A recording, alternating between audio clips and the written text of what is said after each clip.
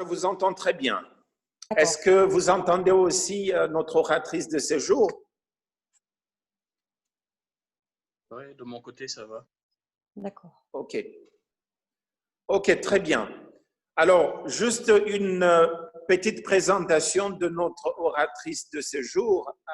Il s'agit de Elisa Roblot, qui est chercheur au niveau du réseau national Chantier École. Et ces réseaux représentent plus de, je crois, 700 structures d'insertion par une activité économique. Et je crois qu'aujourd'hui, nous aurons une séance extraordinaire dans laquelle Elisa va nous faire part d'une partie de ses recherches qu'elle mène, notamment sur ces concepts importants de l'entreprise sociale apprenante. Donc, sans plus tarder, je pense que la meilleure personne pour nous dire exactement l'essentiel de sa recherche, c'est Elisa. Et donc, sans plus tarder, je vous accorde la parole, Elisa. Merci. Donc, bonjour à toutes, à tous, parce qu'en fait, je crois qu'il n'y a pas de présence féminine à part moi. J'espère que vous allez bien. Je suis vraiment ravie d'échanger avec vous aujourd'hui. Et je remercie tout particulièrement Monsieur Patrick Chamba de son invitation. Donc, je vais vous laisser découvrir le plan de notre conférence et j'en profite pour compléter la présentation que vous avez faite, Patrick. Donc voilà, je suis chargée d'études et de recherche au sein du réseau national Chantier École depuis 2016, que j'ai intégré pour réaliser donc, une étude nationale de caractérisation des structures du réseau. Et en parallèle, je suis rattachée au laboratoire interdisciplinaire de recherche en innovation sociétale de l'université Rennes 2, donc qui est située en Bretagne, où je réalise une thèse de doctorat en économie et société depuis 2016. Donc, je travaille sur la problématique de la place du processus de désapprentissage organisationnel dans la mise en œuvre de pratiques de formation formelle en situation de travail. Et donc, c'est une thèse que je devrais déposer d'ici la fin d'année 2020. Donc, je n'aurai pas vraiment l'occasion de vous parler de ma thèse aujourd'hui, mais pourquoi pas une prochaine fois. Et donc, en parallèle de ces missions, je pilote depuis septembre 2018 un projet européen Erasmus+, qui vise à l'échange de pratiques professionnelles, de pratiques de formation en situation de travail aux compétences clés, que donc le réseau Chantier École a organisé avec d'autres réseaux associatifs, donc à savoir un réseau belge, un réseau portugais et un réseau hongrois. Et nous avons pour objectif de produire un référentiel européen en plusieurs langues de ces pratiques professionnelles de formation aux compétences clés. Donc aujourd'hui, je vais vous parler du modèle de l'entreprise sociale apprenante, mais au préalable, je voudrais un peu vous présenter mon terrain d'études et le situer dans un contexte économique et institutionnel plus large. Puisqu'en fait, pour comprendre le cadre dans lequel s'inscrit le réseau Chantier École, il faut évoquer l'émergence en France du secteur de l'insertion par l'activité économique à la fin des années 70, début des années 80, avec la naissance un peu partout sur le territoire français d'initiatives diverses qui visent à favoriser l'insertion professionnelle de personnes privées d'emploi dans un contexte de crise économique et de montée du chômage. Alors, de fait, ces initiatives, elles se situaient déjà dans le champ de l'insertion par l'activité économique, mais en France, c'est très tardivement que ça va être reconnu dans la loi, notamment à la faveur de la loi d'orientation relative à la lutte contre les exclusions. Donc ça, c'était le 29 juillet 1998. Et cette loi va en fait reconnaître le rôle, la place et les modes de fonctionnement des structures de l'insertion par l'activité économique. Et puis, très tardivement, puisque c'est seulement en 2008, le Code du travail va définir l'insertion par l'activité économique. Vous voyez la définition sous vos yeux. Donc, l'IAE a pour objet de permettre à des personnes sans emploi rencontrant des difficultés sociales et professionnelles particulières de bénéficier de contrats de travail en vue de faciliter leur insertion professionnelle. Elle met en œuvre des modalités spécifiques d'accueil et d'accompagnement. Et par la création d'activités économiques, elle contribue au développement des territoires. Fin de citation. Donc, c'est un secteur qui regroupe différents types d'actions, différents types de structures d'activité économique, d'insertion par l'activité économique. Et parmi ces types d'actions, eh bien, on trouve le réseau national Chantier-École. On voit se regrouper en fait en 95 un certain nombre d'acteurs qui se reconnaissent dans des caractéristiques communes, notamment le fait qu'ils proposent aux demandeurs d'emploi non seulement un emploi, mais aussi un emploi dans lequel ils les forment pour pouvoir leur permettre d'améliorer leur employabilité et ensuite retrouver du travail et aussi une place dans la société. Donc, vous l'aurez compris, hein, je vous parle de la naissance du réseau Chantier-École, qui va réunir des acteurs issus d'une grande diversité de territoires et qui ont pour point commun la vocation de redynamiser ces territoires sinistrés par le chômage en développant des activités économiques utiles aux habitants. Et ils cherchent à concilier cette activité économique avec une finalité d'intégration sociale et professionnelle des personnes. C'est-à-dire que ces acteurs donnent la priorité à l'apprentissage dans des situations réelles et concrètes. Et ils vont ainsi se définir donc, comme des acteurs de chantier-école. Ils vont en formaliser une définition que vous pouvez lire. Donc, le chantier-école, c'est toute action collective qui, à partir d'une situation de mise au travail, sur une production grandeur nature, a pour objectif de favoriser la progression des personnes. Donc, l'association nationale, elle regroupe des membres qui se reconnaissent dans cette définition et qui adhèrent par ailleurs aux 5 principes de leur charte. Vous pouvez aussi les voir, hein, la solidarité, le travail de chacun dans une œuvre collective, une démarche appelante, le recours permanent à la démocratie et l'importance du territoire, de la proximité et du bien commun. Donc, vous avez une brève présentation du réseau qui apparaît et aussi une carte de ses implantations territoriales, à savoir que la Guyane, Chantier-École a désormais une implantation en Guyane, qui est en gris là sur la carte, mais c'est tout récent et je n'ai pas eu l'occasion de changer l'infographie. Donc en fait, dès sa création, le réseau il va se différencier des autres acteurs de l'insertion par l'activité économique parce que les acteurs du chantier-école appellent la démarche pédagogique. En fait, dans leur définition, ils indiquent que le chantier-école est une démarche pédagogique spécifique qui, à partir d'un support de production grandeur nature utile à la collectivité, a pour but la progression des personnes. Donc l'objectif, c'est d'articuler et des temps de vie collective et de mettre en œuvre des démarches individualisées qui visent l'acquisition de connaissances, de comportements, de capacités et aussi de compétences qui sont indispensables à une insertion sociale et professionnelle durable. Donc, le principe avancé, c'est que toute activité représente un potentiel formatif. Et les adhérents du réseau se regroupent autour du principe qu'ils exploitent le travail pour mettre en œuvre des pratiques de formation d'adultes et faire progresser ces personnes pour faciliter leur inclusion. Donc, le réseau en tant que tel, il a pour objectif de professionnaliser les structures adhérentes, notamment par la formation et la mise à disposition d'outils. Et il cherche aussi leur reconnaissance institutionnelle en tant qu'acteur incontournable de la lutte contre le chômage des personnes les plus éloignées de l'emploi. Donc le réseau est parvenu à cette reconnaissance institutionnelle puisqu'aujourd'hui c'est un interlocuteur direct, notamment du ministère du Travail et de la Direction générale de l'emploi et de la formation professionnelle. Mais les chantiers-écoles, les acteurs de chantiers-écoles étaient jusqu'ici surtout reconnus comme des porteurs d'ateliers et chantiers d'insertion qui sont donc il y a autant de cas comme ça. Donc, on va résulter sur le retard. Pardon? Voilà, non, je pense que quelqu'un parlait, donc c'est rien. Oui, vous pouvez continuer. Je reprends. Voilà, donc en fait, Chantier-École est parvenu à cette reconnaissance institutionnelle, mais au bout d'un certain temps, les structures adhérentes en fait souhaitaient revendiquer une identité qui leur est propre pour pouvoir démontrer qu'elles ne sont pas seulement les porteuses de dispositifs mis en place par l'État, notamment les ateliers et chantiers d'insertion, et elles souhaitaient en fait mieux valoriser leurs actions. Et donc en 2013, au terme de nombreux débats internes, les acteurs du réseau Chantier-École adoptent une nouvelle dénomination.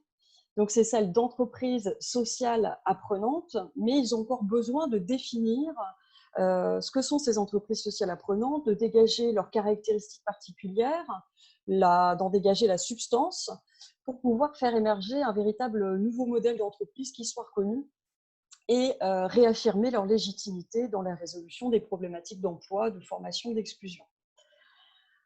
Et donc, c'est dans ce contexte que j'intègre Chantier École en 2016, avec donc pour objectif de caractériser scientifiquement les entreprises sociales apprenantes et donc répondre aux objectifs stratégiques du réseau. Et cette démarche de recherche qualitative, elle s'inscrit par ailleurs dans un programme international de recherche sur les social enterprises. Donc, c'est le programme IXM SOCENT, auquel plusieurs chercheurs du LIRIS, donc le laboratoire auquel je suis rattachée, et notamment mon directeur de thèse, M. Pascal Glémin, vont publier en fait en 2015 un document de travail sur un modèle avancé d'entreprise sociale. Donc, la France est ainsi le 25e pays à proposer son modèle. Et pour ce faire, donc, dans ce document de travail, les chercheurs s'appuient donc sur les descriptions de l'entreprise sociale qui ont été produites par les chercheurs de différents pays jusqu'ici. Ils retiennent donc 3 dimensions communes autour desquelles se structure toute entreprise sociale. Donc, c'est un modèle économique caractérisé par sa non-lucrativité, c'est une structure de gouvernance démocratique et une finalité sociale. Et à partir donc de ces dimensions communes, ils vont avancer 2 dimensions complémentaires qui seraient propres à l'entreprise sociale apprenante à la française. Donc, c'est la dimension territoriale qui renvoie finalement aux interactions que les structures entretiennent avec les acteurs locaux, notamment dans le cadre de projets de réponse à des besoins locaux non satisfaits. Et c'est aussi leur dimension d'apprentissage en référence donc à la démarche apprenante. Alors, ce document de travail, en fait, il constitue les fondements du projet de recherche qui s'élabore entre Chantier École et le LIRIS et qui vise donc une caractérisation qualitative de l'entreprise sociale apprenante pour répondre à 2 questions. Qu'est-ce qu'une entreprise sociale apprenante et quels sont les effets qu'elle produit? Donc, finalement, après une première phase exploratoire, on décide de se focaliser sur la production d'un idéal type d'entreprise sociale d'un genre particulier de par sa dimension apprenante et donc de la caractériser sous les traits d'une organisation formatrice en situation de travail. Donc voilà, je vous livre sans plus tarder les résultats de cette étude de caractérisation qui a démarré voilà 4 ans. À noter, comme vous le disiez Patrick, donc il s'agit d'une première analyse non finalisée puisque les résultats définitifs seront produits d'ici la fin d'année 2020. Alors, comment appréhender l'entreprise sociale apprenante? Eh bien, il faut noter qu'elle a 3 dimensions essentielles. La première, c'est un modèle organisationnel qui favorise la formation, facteur indispensable pour que cette formation en situation de travail puisse avoir lieu. Ça, c'est en quelque sorte la dimension entreprise du modèle, qui, par une combinaison d'ajustements de l'organisation du travail et de l'activité, et par la mise en œuvre de pratiques et de compétences particulières, conditionne la mise en œuvre de la formation en situation de travail. Donc, cette organisation particulière, elle se fonde sur la dimension sociale des structures, qui correspond à leur deuxième dimension, c'est leur finalité d'inclusion, qui est traduite dans leur culture d'entreprise. Cette culture d'entreprise, elle leur permet de poser des objectifs qui sont autres que des objectifs productifs, et c'est ce qui est à l'origine des ajustements indispensables à la mise en œuvre de la formation en situation de travail, mais c'est aussi ce qui conditionne la mise en œuvre de pratiques d'accompagnement. Donc c'est bien cette deuxième dimension, cette dimension sociale des entreprises sociales apprenantes, qui donne naissance à une organisation et des pratiques spécifiques. Et ces dernières se traduisent par sa troisième dimension, qui est la dimension apprenante. C'est donc l'ouverture d'espaces et d'opportunités d'apprentissage aux salariés en insertion, qui, en s'en saisissant, vont progresser par étapes et développer des compétences et des attitudes qui sont autant de vecteurs d'employabilité et d'inclusion sociale, jusqu'à ce que les personnes, finalement, soient en capacité d'occuper un emploi à la fin du parcours ou à suivre une formation technique d'adaptation ou de perfectionnement à un métier. Une petite parenthèse, les salariés en insertion, donc, qui sont en parcours dans les entreprises sociales apprenantes, ils sont pour une durée de 4 à 24 mois. Ce sont des contrats temporaires.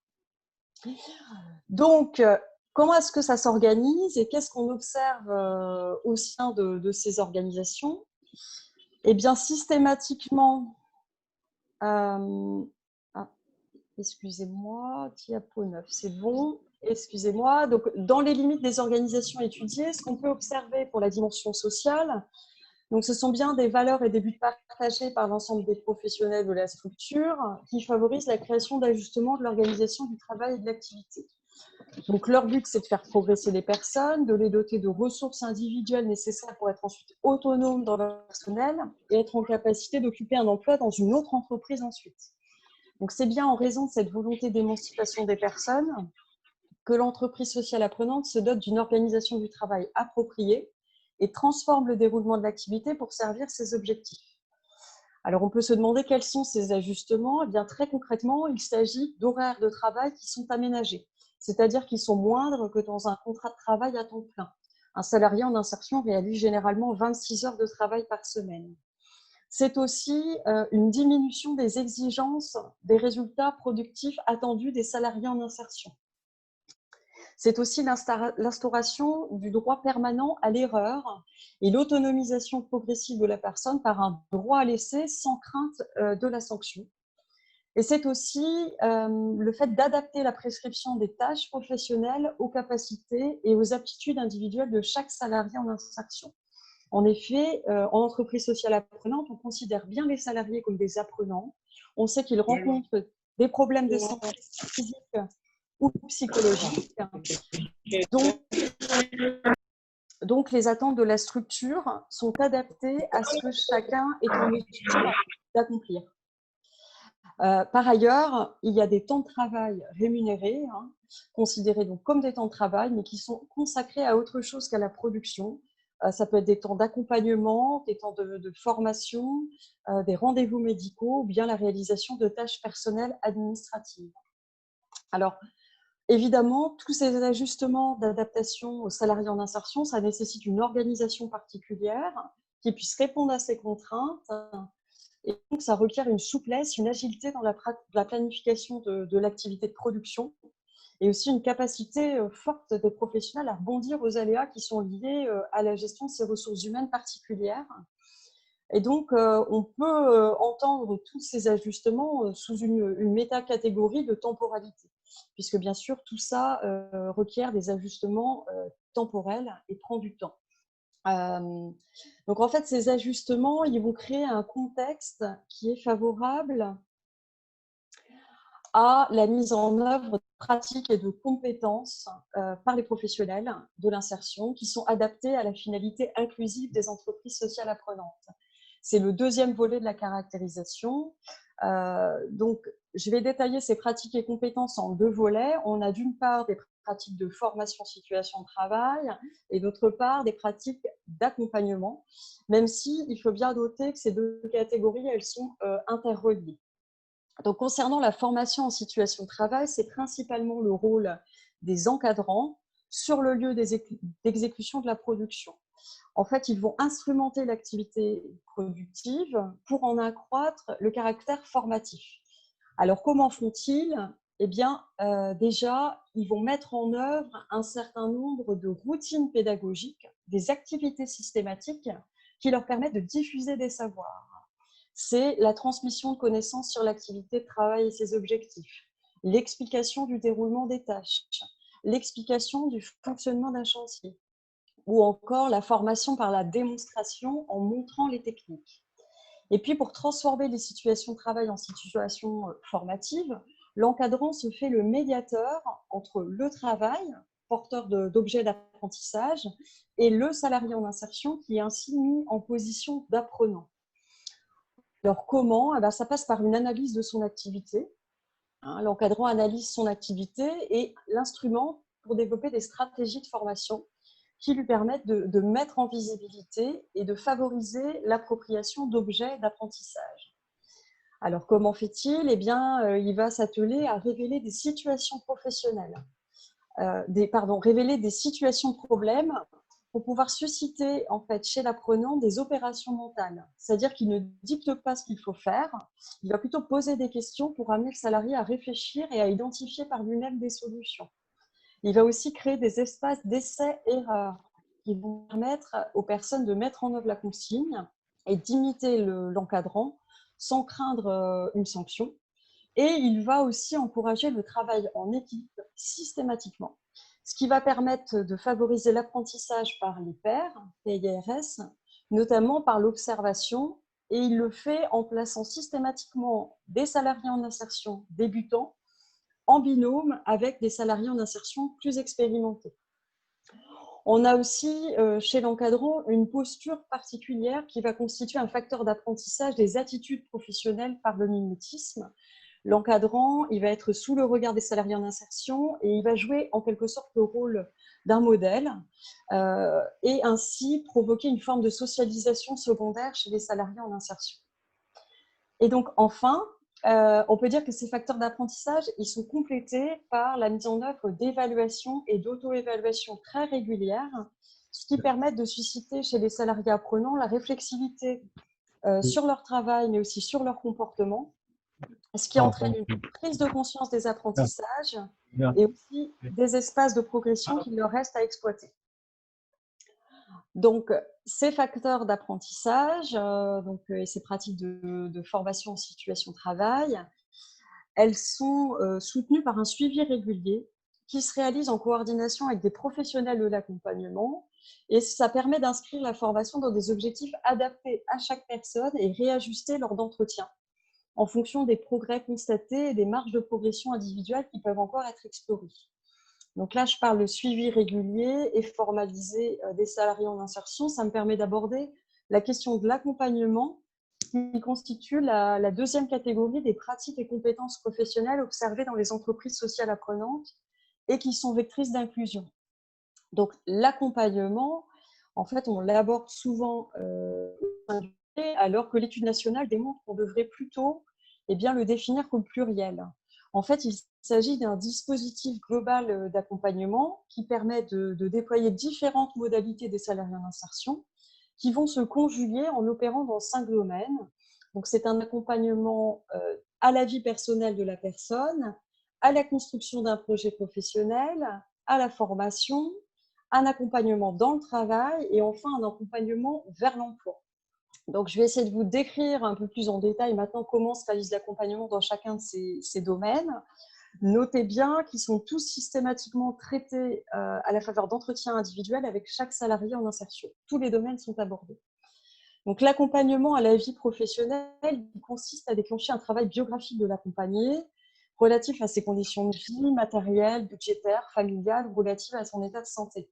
En fait, dès le départ, dans la relation d'accompagnement, on va s'attacher à sécuriser les problématiques financières et matérielles parce que ce sont des freins à l'emploi qui sont souvent considérés comme périphériques et finalement, j'aurais tendance à penser qu'ils sont de première importance puisqu'en fait, sans leur résolution, le projet professionnel n'est pas réalisable.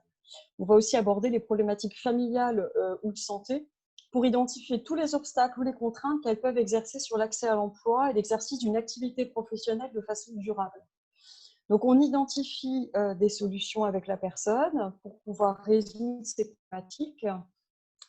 Et dans le cas où certaines entraves ne peuvent pas être levées, eh bien, l'accompagnement permet d'envisager une adaptation du projet professionnel en fonction de ces obstacles. Alors, s'agissant de projets professionnels, donc c'est la deuxième dimension qui est abordée dans l'accompagnement. On va traiter la construction d'un projet professionnel qui va être en quelque sorte le fil rouge et un instrument de motivation dans la mesure où il se bâtit dans la discussion avec le salarié en insertion.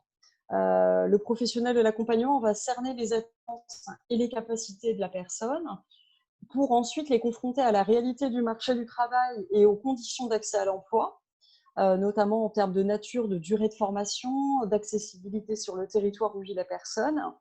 Et cette co-construction va permettre de confronter la réalité aux souhaits de la personne. Donc, ça va permettre progressivement d'aboutir à un projet à la fois réaliste et réalisable. Mais l'accompagnement, il va au-delà de ça, puisqu'il ne faut pas oublier qu'on a affaire à des personnes accompagnées qui sont des salariés, qui travaillent pour l'entreprise sociale apprenante et au quotidien qui réalisent des tâches professionnelles. Donc, ils sont aussi appuyés, encouragés, guidés dans le travail. Ça, c'est le troisième type d'accompagnement prodigué. Donc, l'accompagnement dans le travail, dans les situations de travail, il s'apparente en quelque sorte à une forme de tutorat, puisque les encadrants guident l'action et l'apprentissage d'une équipe de salariés en insertion, tout en les aidant de manière individualisée et flexible en fonction des situations et des besoins de chacun. Alors, voici comment l'encadrant procède, puisque c'est l'encadrant qui procède à cet accompagnement. Eh bien déjà, premièrement, il conduit son équipe de travail, c'est-à-dire qu'il organise le groupe et il répartit les rôles. Il aide aussi à comprendre et il éclaircit les situations et les éventuels problèmes rencontrés. Il précise les objectifs et il établit un plan d'action avec un qui fait quoi et vérifie que chaque étape est réalisée avant de passer à la suivante. Deuxièmement, il questionne les personnes pour qu'elles apprennent à résoudre par elles-mêmes les aléas de l'activité. Ça lui permet de connaître leur niveau de compréhension, d'éclaircir les points de blocage éventuels et de pousser les personnes à aller plus loin dans leur réflexion. Troisièmement, il va faciliter les interventions pour créer un climat positif au sein de l'équipe en faisant circuler la parole. Et enfin, dernière modalité d'accompagnement dans le travail, l'encadrant observe et diagnostique en permanence l'activité en train de se faire. Ça lui permet d'ajuster les différentes interventions qu'on vient de citer en fonction des besoins de l'équipe et éventuellement de réaliser des interventions complémentaires ciblées en cas de besoin particulier d'un ou plusieurs salariés. Donc voilà pour l'accompagnement dans le travail. On passe à la quatrième sphère d'accompagnement. Donc là, vous comprenez pourquoi je vous parlais d'accompagnement pluriel. Donc c'est l'accompagnement à la formation. Donc là, il consiste à identifier les besoins de formation des salariés, mais aussi à faire émerger leurs souhaits de formation et à susciter leur investissement dans un parcours de formation. Ça s'applique non seulement à la formation en situation de travail qui est faite au sein de l'entreprise sociale apprenante, mais c'est aussi l'engagement potentiel dans une formation externe qui peut avoir lieu pendant le parcours du salarié en insertion ou a posteriori. Donc là, cet accompagnement, il s'agit aussi bien de susciter l'envie d'apprendre en démontrant l'utilité de certains apprentissages dans le travail ou la nécessité d'une formation pour accéder à un emploi. Donc, en guidant la personne éventuellement dans l'identification d'une formation qui conviendrait au projet. Mais il s'agit aussi de transmettre les connaissances, les savoir-faire, les savoir-être et de développer le savoir-agir des salariés en adaptant les méthodes de transmission aux capacités d'apprentissage des personnes. Cet accompagnement à la formation, il consiste aussi à organiser et planifier le parcours d'acquisition des compétences du salarié ou encore à évaluer les acquis et suivre la progression individuelle du salarié pour lui fournir des repères dans les apprentissages qu'il a réalisés et dans les objectifs. Et enfin, donc, le dernier type d'accompagnement pratiqué, c'est l'accompagnement dans l'emploi, qui favorise l'insertion professionnelle à proprement parler à la fin du contrat du salarié en insertion dans l'entreprise sociale apprenante. Cet accompagnement, il complète les formes précédentes d'accompagnement. Il découle finalement de l'efficience des autres types d'accompagnement. Ce sont des mesures qui vont prendre la forme de conseils et de méthodes pour rechercher et pour trouver un emploi durable. Donc, on y trouve une confrontation aux réalités du métier visé à travers des périodes d'immersion dans d'autres entreprises. Ça s'organise grâce aux relations que l'entreprise sociale apprenante tisse et entretient avec d'autres acteurs sur le territoire. Donc, ce sont des formes de stages qui sont réalisées durant le parcours. Le salarié en insertion bénéficie aussi de techniques pour cibler, pour répondre à des offres d'emploi, une aide à la rédaction du CV, de la lettre de motivation, et aussi un coaching pour l'aider dans la prise de contact avec un employeur potentiel et se préparer aux entretiens d'embauche. Donc, vous le voyez bien, il s'agit d'un dispositif d'accompagnement, puisque un dispositif, ça peut se définir comme un ensemble de mesures prises et de moyens mis en œuvre dans un but précis. Donc là, on a bien 5 dimensions d'accompagnement qui sont enchevêtrées. Et il s'avère que cet accompagnement, il est fructueux pour plusieurs raisons. Non seulement parce qu'il permet d'aborder la personne dans sa globalité, et surtout parce qu'en fait, ce n'est pas un dispositif figé en amont, écrit une fois pour toutes, mais, excusez-moi, hop, C'est bon. Excusez-moi. Donc, voilà, c'est surtout que c'est un dispositif qui n'est pas figé, qui n'est pas écrit. Ce n'est pas un dispositif type. C'est un construit individuel dans lequel le salarié accompagné est bien l'acteur véritable de son évolution et de ses projets personnels et professionnels. Là, se fait une référence à Albert Bandura. En fait, ça va susciter vraiment la motivation et l'investissement de la personne, non seulement à réaliser les actions d'accompagnement, mais aussi dans son travail au quotidien au sein de la structure et aussi dans sa motivation à apprendre. Là, on commence à percevoir comment le travail, la formation, l'accompagnement font système au sein des entreprises sociales apprenantes pour favoriser l'inclusion. Ces modalités, en fait, elles fonctionnent, elles parviennent à mobiliser les personnes et à susciter leur implication parce que ça s'ancre dans des objectifs qui émanent de la personne. C'est-à-dire qu'on va aller rechercher quels sont ses buts individuels, personnels, et ils vont pouvoir se concrétiser par l'appropriation en fonction de sa personnalité et de ses dispositions, d'un certain nombre d'informations, d'espaces d'expression et d'action, qui sont autant de ressources internes ou externes et qui lui sont rendues accessibles et dont la mobilisation est encouragée et facilitée par les professionnels des entreprises sociales apprenantes. Donc, c'est bien le fait pour la personne de se saisir par elle-même de ces outils plutôt que de se voir imposer des mesures standardisées qui vont lui permettre de se projeter, de souhaiter, de construire un projet personnel, professionnel qui donc lui est propre et qui répond à des attentes qui sont les siennes. On a vraiment un centrage sur l'individualisation du parcours dans les entreprises sociales apprenantes. Alors, cette co-construction avec les professionnels de l'accompagnement, elle est rendue possible bien notamment par leurs compétences d'écoute active et leur attitude très compréhensive. Ça permet de tisser une relation de confiance avec la personne et de susciter son engagement. Cette écoute s'accompagne d'un guidage longitudinal par l'information et l'orientation qui est réalisée en permanence par les professionnels. C'est un guidage, on l'a dit, qui est très flexible et qui va s'appuyer sur des adaptations constantes aux progrès réalisés par la personne, par un suivi régulier via des entretiens et surtout par une implication collective de l'ensemble des professionnels à observer chaque personne pour diagnostiquer sa situation et réévaluer en permanence ses besoins pour proposer des solutions actualisées et pertinentes. Donc, ce qu'il faut retenir dans ce que je viens vous dire, c'est que parmi les différents ajustements et les compétences et les pratiques qui sont mises en œuvre au sein des entreprises sociales apprenantes, en fait, on va avoir un contexte particulier de travail et d'activité qui doit s'appréhender de manière combinatoire si on veut comprendre les effets que ça produit chez les salariés en insertion. Alors, ces effets, on va les aborder sous 3 angles. Une posture, des compétences et enfin une approche plus globale, donc en termes d'effets globaux sur les salariés en insertion. Donc, je vous disais, le premier effet de ce parcours, c'est une posture, le développement d'une posture d'apprenant chez les salariés en insertion. C'est la mise en capacité et en position d'apprendre, et ce pour plusieurs raisons. Déjà, le rôle d'apprenant, il est prescrit aux salariés polyvalents, c'est-à-dire qu'il est contractualisé avec eux. Ils occupent vraiment un emploi en vue d'une insertion sociale et professionnelle. Ils le savent. Et donc, ils savent que leur objectif, c'est bien d'apprendre en travaillant. Et par ailleurs, leur démarche d'apprentissage, elle est encouragée par plusieurs activités qui permettent, vous l'avez vu, de créer un environnement et des conditions de travail qui facilitent l'apprentissage et aussi un guidage à différents niveaux, dans différentes situations et dans différents professionnels. Et finalement, ces conditions, elles vont susciter des dispositions à prendre qui permettent aux salariés d'être sensibilisés à l'activité. Ça permet de se mettre au travail. Ça va aussi permettre aux salariés en insertion de disposer de points de repère.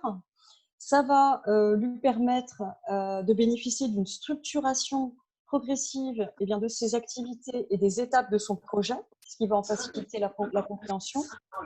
Il va aussi pouvoir s'approprier progressivement un environnement porteur de ressources en fonction de ses capacités et de ses besoins.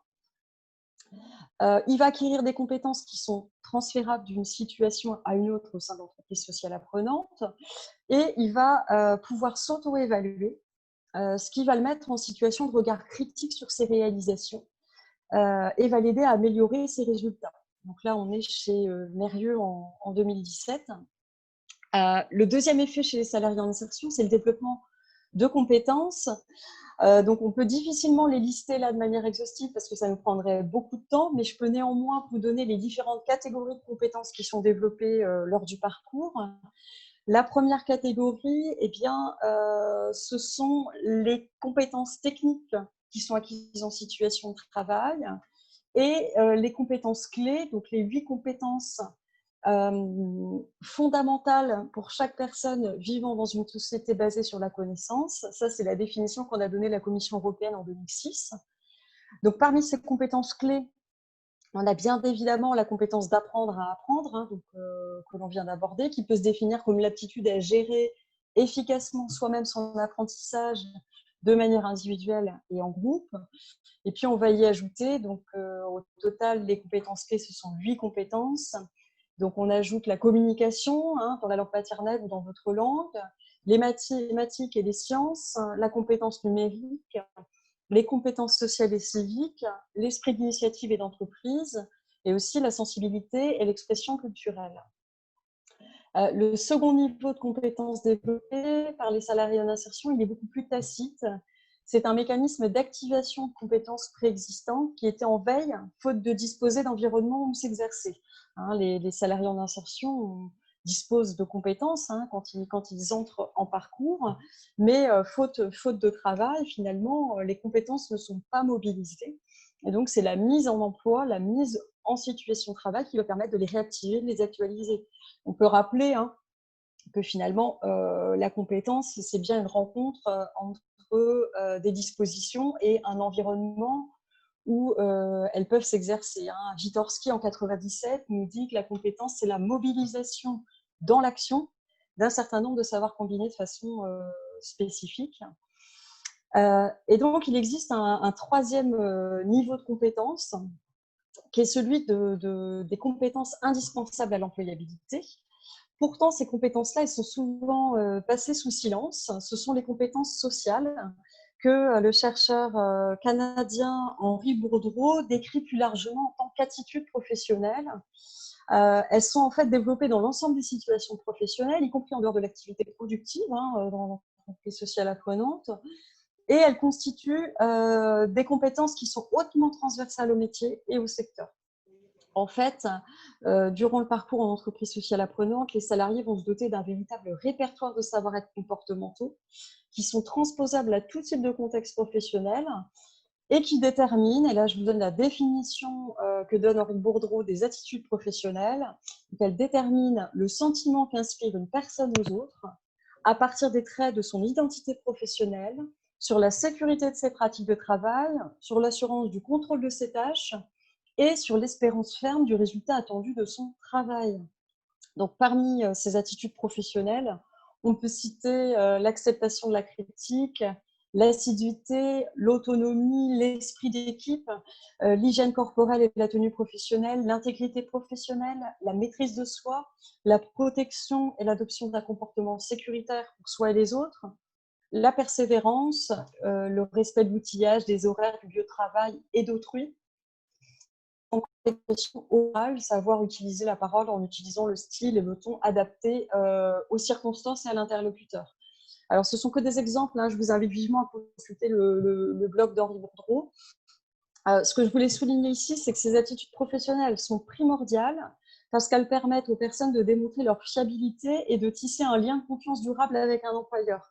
Et en cela, elles sont un vecteur très fort d'employabilité. D'ailleurs, ça a été démontré par une enquête sur les critères principaux de recrutement des employeurs en 2017, qui nous montre que donc chez 60% des employeurs interrogés hein, en France, ce sont les compétences comportementales qui sont privilégiées pour effectuer les choix de recrutement par rapport aux compétences techniques. Donc voilà, pour ces effets en termes d'adoption de posture apprenante et de compétences et d'attitudes acquises. Et pour terminer, je voudrais vous présenter une approche plus holistique et donc processuelle des effets globaux du parcours sur les salariés en insertion. Voilà. Alors, en fait, si on veut comprendre les effets globaux du parcours, on peut adopter en fait une approche de l'inclusion par trajectoire de vie et prendre en considération la capacité des individus à intervenir sur leur propre vie. Donc, pour ce faire, j'emprunte au concept de spirale de l'exclusion, hein, qui est aussi qui est inspiré des travaux de Serge Pogam, et notamment dans son ouvrage La disqualification sociale en 91, où il évoque le phénomène de disqualification sociale. Il met en évidence qu'en fait, à la privation d'emploi et à la rupture de liens sociaux majeurs comme ceux du logement et de la famille, eh bien, lorsque cette rupture se prolonge, en fait, un ensemble de facteurs vont se cumuler qui plongent la personne dans une situation où il est de plus en plus difficile de retrouver une place dans la société. En fait, se retrouver dans une situation de précarité et d'exclusion qui va premièrement entraîner une dégradation de ses conditions de vie, donc liées notamment. Ça va générer un environnement et des conditions de vie qui sont peu propices à la bonne santé, avec une insalubrité du logement, l'absence de domicile éventuellement, la violence, l'insécurité, une mauvaise alimentation, la privation de soins de santé. Ce ne sont que des exemples, malheureusement. Et donc, ces conditions vont aussi favoriser des conduites à risque comme la toxicomanie ou l'alcoolisme, qui finalement isolent, ostratisent la personne, vont générer aussi de la honte et de la dévalorisation. J'évoque cette notion pour finalement présenter le parcours en à l'apprenante comme un contre-processus, finalement comme le double négatif de cette spirale de l'exclusion, que j'ai intitulée la spirale inclusive. Donc, c'est l'infographie que vous voyez sous vos yeux. Cette spirale inclusive des entreprises sociales apprenantes, elle met en fait progressivement en œuvre des forces inclusives qui vont venir résoudre et contrecarrer l'exclusion qui s'est progressivement installée. Alors, quelles sont ces forces? Eh bien, c'est le travail déjà. C'est le premier événement de rupture avec une situation d'exclusion. Ça donne un revenu, ça permet de tisser des liens sociaux. Ça va donc permettre à la personne de rompre avec l'isolement en existant à travers le regard des autres dans le cadre d'une activité productive, toujours pratiquée en équipe. Ça amène à la prise de conscience de ses capacités, de ses limites dans la confrontation à des autrui significatifs. Ça favorise le développement de compétences et de capacités, ce qui va entraîner une reprise progressive de confiance en soi. Le travail, il va se combiner à des actions de formation. Deuxième force inclusive, ça va permettre de maximiser la montée en compétences, d'améliorer progressivement l'autonomie et l'acquisition d'attitudes professionnelles vectrices d'employabilité, tout en reconnaissant ces nouveaux acquis et en les valorisant auprès de celui qui s'en imprègne. En filigrane, on a un troisième facteur qui agit, on l'a décrit, c'est l'accompagnement. Il permet de résoudre les difficultés et de construire des conditions personnelles de vie pour que le projet personnel et professionnel puisse se concrétiser. Et puis, ces forces, elles peuvent être considérées comme inclusives parce qu'elles vont finalement redonner un accès qui avait été perdu à différentes formes de capital, qui constituent à la fois des ressources, mais aussi des formes de pouvoir pour les individus. C'est le capital économique, le capital humain, des capitaux sociaux. Et en fait, l'ensemble de ces capitaux va s'accompagner de l'acquisition d'un capital symbolique. Donc là, on est chez le sociologue Pierre Bourdieu, qui, dans la distinction, nous dit le capital symbolique, c'est le volume de reconnaissance, de légitimité et de consécration accumulée par un agent social au sein de son champ d'appartenance. Ça dépend donc de l'appréciation des pairs. Et tout ça va impliquer une reconstruction de l'image de soi, d'une identité, un gain de confiance. Donc finalement, c'est tout cet assemblage de capital économique, humain, social et symbolique qui va remettre la personne en volonté et en capacité d'agir et donc de faire des choix, de déterminer ses objectifs et de disposer des ressources personnelles pour y répondre. Donc, l'ensemble est vecteur d'employabilité, d'émancipation, aussi de capacité. Donc, voilà les résultats de cette spirale inclusive. Je terminerai là ma présentation. Ça me permet d'ouvrir avec vous la discussion. Donc, je vous remercie beaucoup de votre écoute et puis j'attends vos questions ou vos réactions. Merci.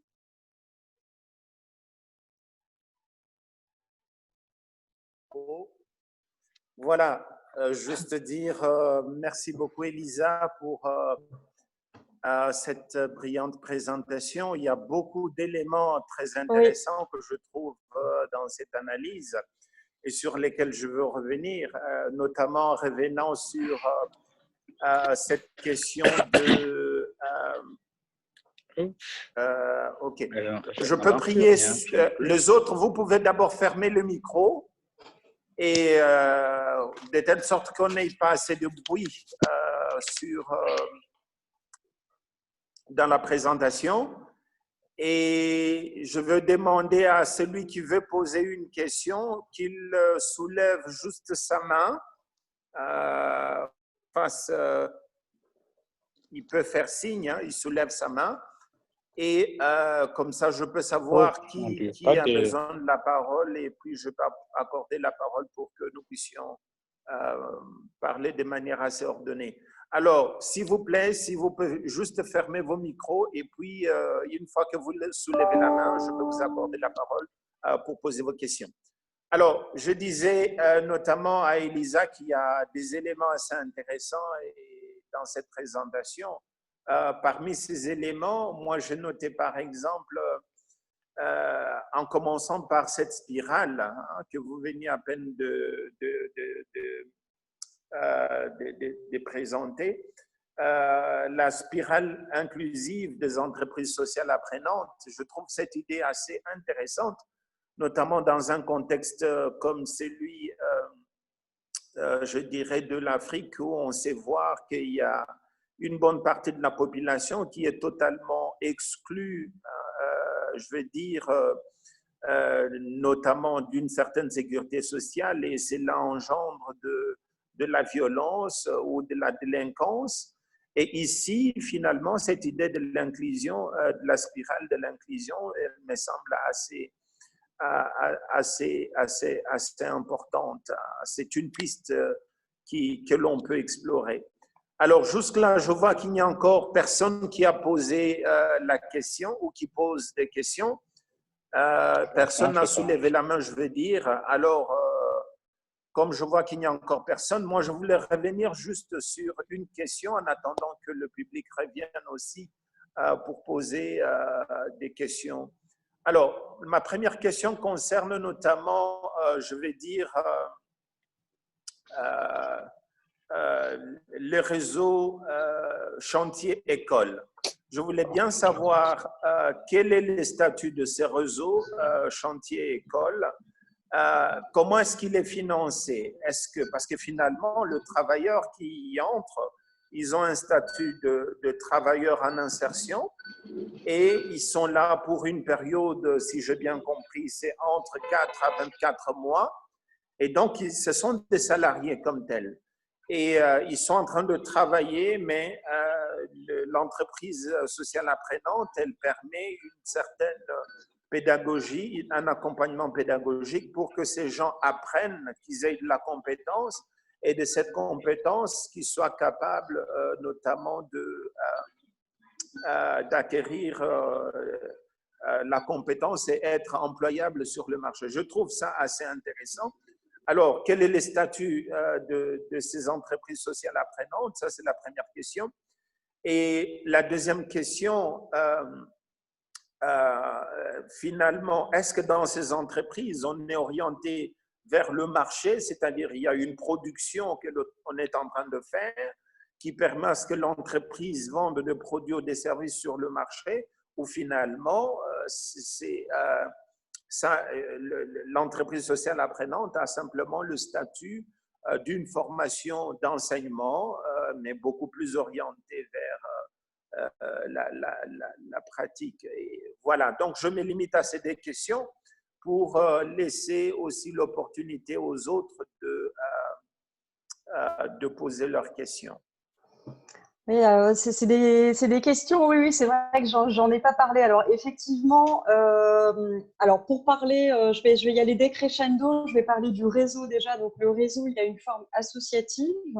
Hein, c'est une association loi 1901, hein, donc la forme associative la plus courante en France. auxquelles adhèrent les entreprises sociales apprenantes qui sont toutes indépendantes. Chaque organisation est une entité individuelle avec ses propres salariés et qui ne dépendent pas en quelque sorte du réseau. Elles sont simplement adhérentes.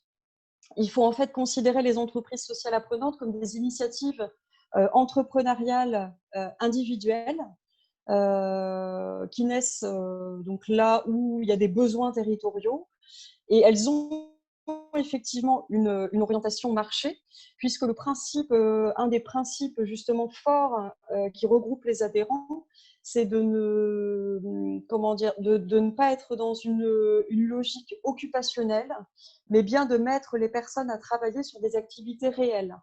Donc effectivement, elles ont toutes une forte activité de production de biens et services. Certaines ont même plusieurs activités qu'elles mettent en œuvre. Et concernant donc le statut,